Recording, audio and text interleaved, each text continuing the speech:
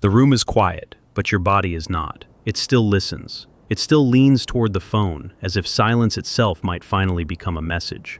You tell yourself you are fine, that you are not waiting, that you are done checking, done hoping, done replaying the last conversation. And yet there is that strange pressure in the chest, that small ache behind the ribs, the one that does not come from sadness alone. It comes from unfinished meaning. That is the part people rarely admit. It is not only that someone has not given you clarity, it is that your nervous system has been trained to treat uncertainty like a doorway. You stare at the screen, then at the ceiling, then at your own reflection in the dark glass of the window, and something in you asks the same question again and again. Why won't they just say it clearly? But the deeper question is not really about them. It is about what happens inside you when clarity is withheld. Because there are moments when another person's silence does not simply confuse us, it reveals us. It exposes the place where we are still willing to trade our peace for a little more information, a little more contact, a little more proof that we mattered. And that is where the painful grace begins. Not begging for clarity sounds simple when you hear it as advice. It sounds almost cold, almost easy. But in real life, it is one of the hardest things a human being can do. Because to stop begging for clarity is not just to stop asking questions. It is to stop kneeling in front of ambiguity, as if ambiguity were a god that might eventually reward your patience. You know the scene, the unread message, the half-written reply, the conversation that ended too softly to feel finished, but too sharply to feel safe. The door that was never fully closed, but never fully opened either. And you, standing in the middle of that threshold, trying to decode tone, timing, pauses, old memories, small gestures, anything that could turn uncertainty into certainty. This is where many people think the pain comes from the other person. But Carl Jung would have understood something more uncomfortable. Often the pain is not only in what is missing, it is in what the missing awakens. The silence becomes a screen. The mind projects onto it. The unconscious fills the blank space with meaning. And suddenly the other person is no longer just a person. They become a symbol, a hope, a threat, a mirror, a test, a future that may never have existed in the first place. That is projection. Not in the shallow sense people use online, but in the real Jungian sense. The psyche does not like emptiness. It rushes in to complete the picture. It wants to make a story out of a gap. If someone stays vague long enough, your mind begins to write the missing chapters for them. You imagine regret. You imagine hidden love. You imagine fear. You imagine that if you just say the right thing, wait the right amount of time, or explain yourself one more time, the fog will lift. But clarity cannot be forced out of another person like water from stone. And more importantly, if you have to beg for it, you are already paying too high a price. There is a difference between asking directly and begging emotionally. There is a difference between honest communication and the slow erosion of self-respect that happens when you keep returning to the same closed door, hoping this time it will open because you have made yourself smaller, softer, more patient, more understandable. You think you are asking for clarity. Sometimes, without noticing it, you are asking to be chosen without having to risk the dignity of not being chosen. That is the wound beneath the wound. And here is where the body tells the truth before the mind does. The shoulders tighten, the stomach drops. The jaw clenches after you say, "It's okay." The throat burns when you want to say what you really feel, but decide to sound calm instead. The body knows when clarity is being replaced by performance. It knows when you are acting composed while internally bargaining for certainty. This is why the pain of unclear love, unclear attention, unclear commitment, unclear intentions can feel almost physical. Because the ego is trying to manage a situation the unconscious has already marked as unsafe. The conscious mind says, maybe it's not that serious. The body says, I do not feel held here. And when the body does not feel held, the psyche begins to compensate. You check, you analyze, you reread. You look for patterns in the time of day they text, the length of the pause, the emoji they used, the warmth that appeared and disappeared. You become an interpreter of fragments, a scholar of almosts. But almost is not clarity. Almost is often the most exhausting form of attachment, because it keeps the hope alive just enough to prevent release. This is where the persona enters the story. Not only theirs, yours too. The persona is the face we present to stay acceptable, lovable, manageable. Sometimes a woman builds a persona around being understanding. She is the one who does not pressure, does not ask too much, does not create drama, does not make things difficult. She becomes easy to be around, easy to postpone, easy to keep in the gray zone, because she has learned to survive by being pleasant in the places where she should have been honest. And the other person, whether they mean to or not, often meets that persona instead of the real self. So the dynamic becomes strangely stable. They stay vague. You stay available. They avoid defining the relationship. You avoid the terror of naming what is actually happening. They remain protected by ambiguity. You remain protected by hope. It is a bargain, a painful one. And the reason it lasts so long is that both sides are getting something from it, even if one side is suffering more openly. This is where Jung becomes important in a way that has nothing to do with theory and everything to do with life. Because Jung understood that what we do not make conscious does not disappear. It returns as repetition, as compulsion, as the same emotional scene wearing different faces, the same silence, the same waiting, the same inner tightening when someone does not meet us clearly. You may think your pain is about this one person, but often this one person is touching an older complex. A complex is not just a feeling.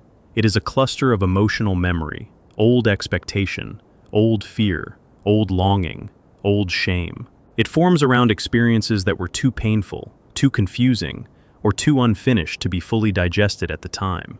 Then later, when a current situation resembles the old one, the complex wakes up. Suddenly the present feels larger than it is. The silence hurts more than it should.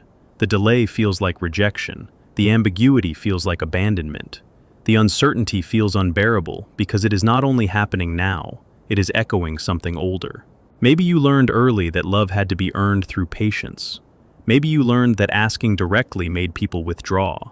Maybe you learned that being good kept you safe, even when it kept you unseen.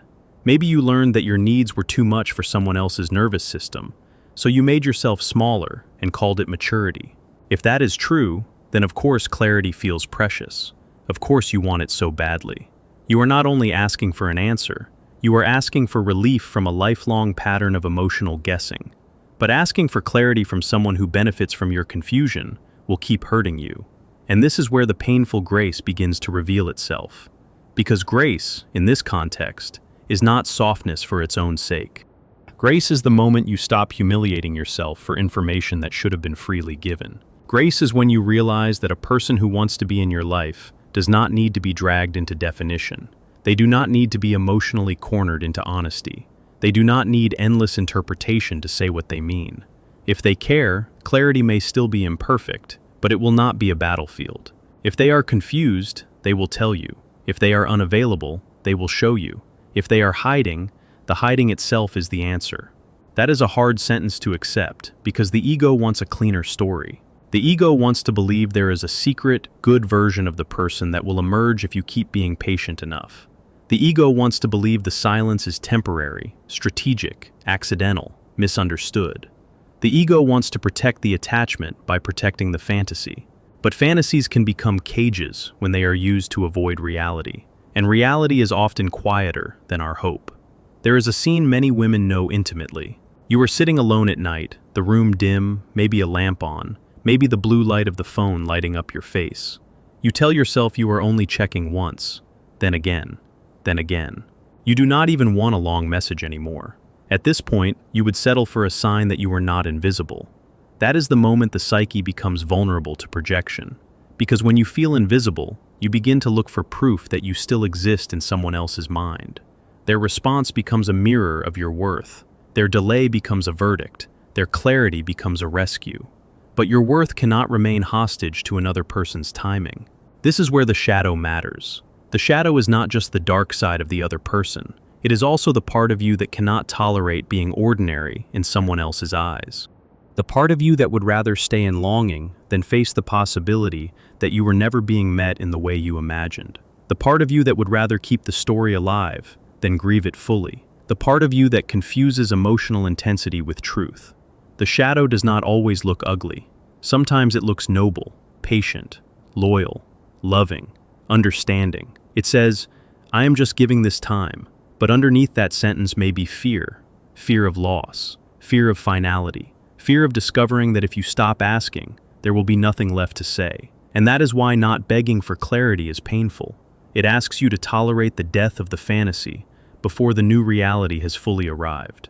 There is no elegant way through that, only honesty. You stop asking not because you no longer care, but because you finally see that repeated asking has become a way of staying tied to what does not meet you. You stop asking because your dignity has become louder than your anxiety.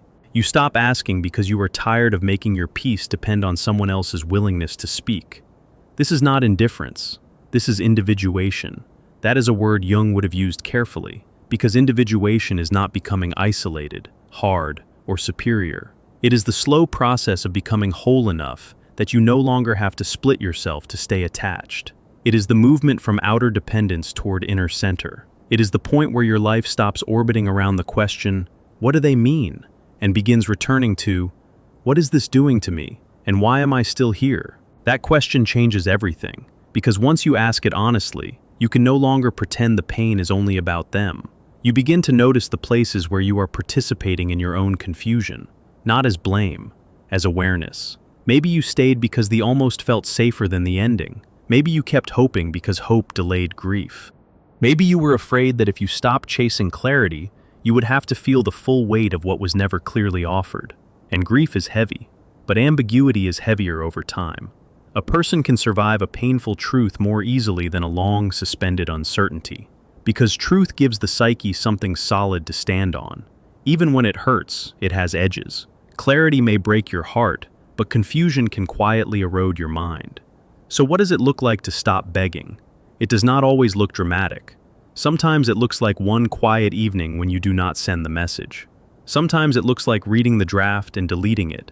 Sometimes it looks like allowing the unanswered question to remain unanswered. Sometimes it looks like putting the phone face down and noticing how much of your body has been living in the expectation of a vibration. The body notices first.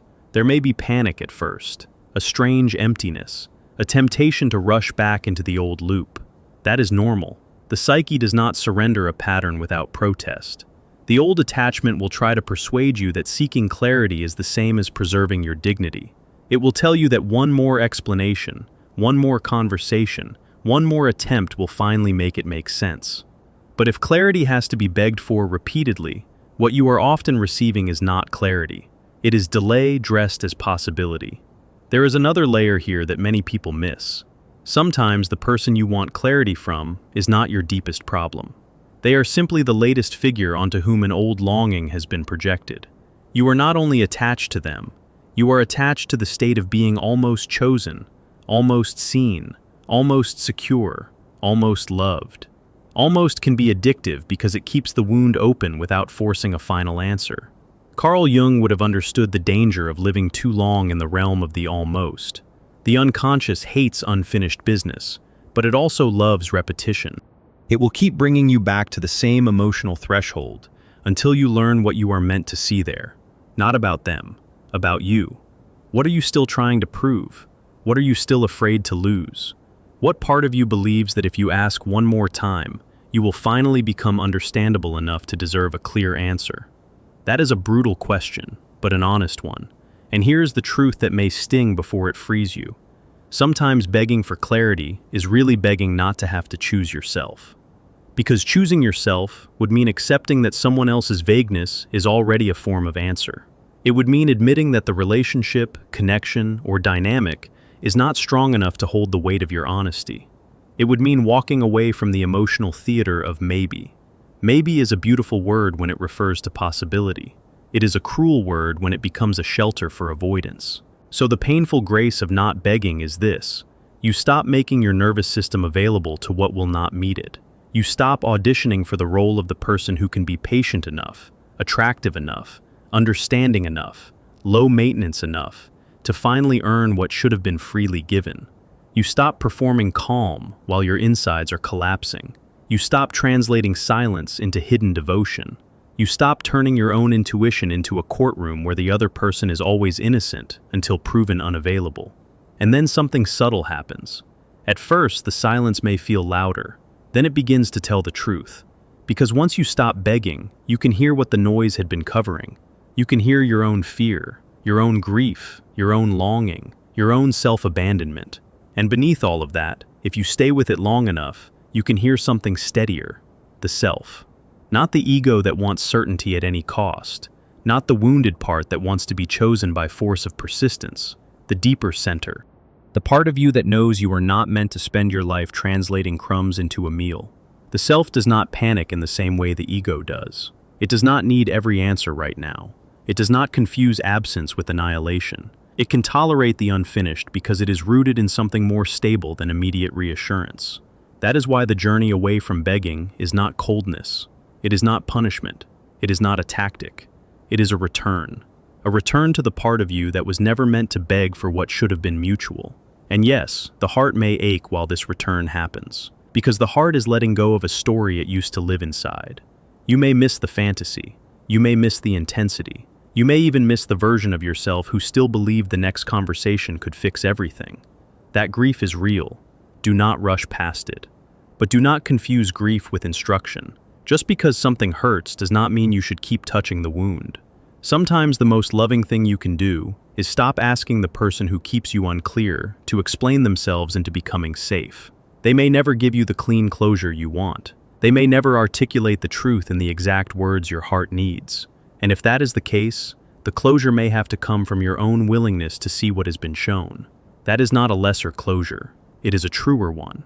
Because the end of begging is not the end of love. It is the end of self-erasure. And if you are listening closely, you may notice that this is where the entire emotional pattern shifts. The question is no longer, how do I get them to be clear? The question becomes, why did I keep staying in a place where clarity had to be extracted? That question opens the door to your own history. Maybe you were raised around mixed signals. Maybe affection arrived inconsistently. Maybe you learned to read moods instead of hearing words. Maybe you became skilled at sensing what was unsaid because what was said could not be trusted. If so, then vagueness may feel familiar. Not good, but familiar. And familiarity can be mistaken for fate. Jung would remind us that the psyche often returns to what it knows, even when what it knows is painful. The unconscious does not always choose what is best. It chooses what is unresolved. That is why the same type of person, the same type of silence, the same type of emotional distance can appear in different costumes across your life, until something in you finally says, I have seen this before, and I am not walking into it again. That is the moment the pattern begins to lose its power. Not because the other person suddenly changes, because you do. And when you change, the whole inner arrangement changes. The old fantasy loses its authority. The silence no longer feels like a puzzle you must solve. It starts to feel like information. Not comfortable information, but useful information. The kind that tells you where to place your energy and where to withdraw it. There is a dignity in that withdrawal. A woman who no longer begs for clarity is not a woman who has stopped feeling. She is a woman who has finally stopped confusing emotional pain with emotional permission. She is no longer asking, how can I make this work, at the cost of her own center? She is asking, what does my life become when I stop reaching for what keeps me uncertain? That is a much more powerful question. If this names something you have never been able to say out loud, write a single sentence for yourself in the comments. Just one sentence, not for anyone else. For the part of you that has been waiting too long. Because naming the truth in simple words can be a beginning. Not a performance, a beginning. And here is the sentence many women need to hear in their own voice before they can live it. I no longer beg for clarity from what keeps me confused. Say it quietly if you need to. Feel how it lands in the body, not as a slogan, as a boundary. Sometimes the first boundary is not a dramatic exit. Sometimes it is a refusal to keep translating uncertainty into devotion. Sometimes it is closing the app. Sometimes it is letting the unanswered message remain unanswered. Sometimes it is allowing the silence to be exactly what it is.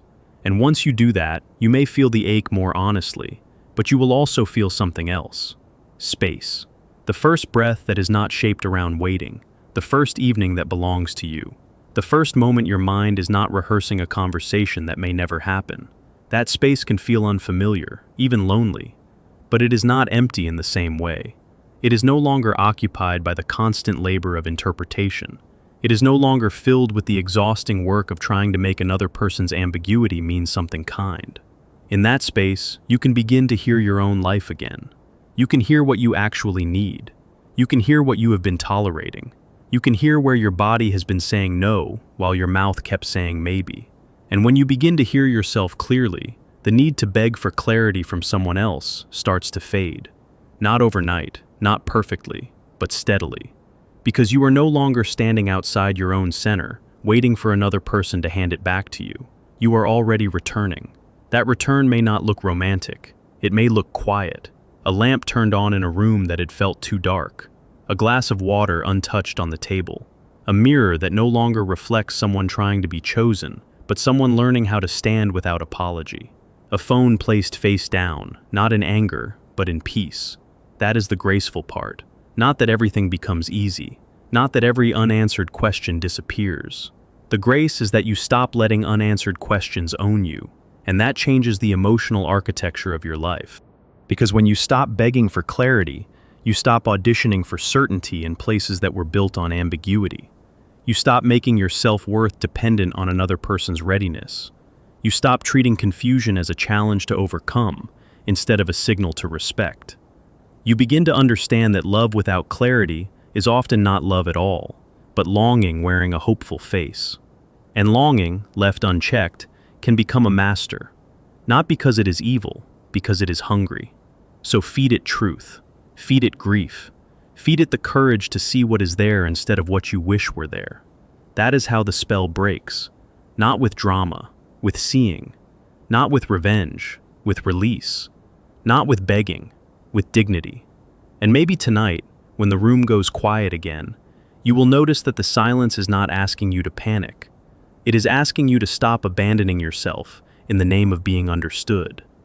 You do not need to beg for clarity from what is meant to remain vague. You only need enough honesty to walk away from the confusion that costs you your peace. And when you do, you may discover something unexpected. The silence that once felt like punishment becomes the place where you can finally hear your own name again.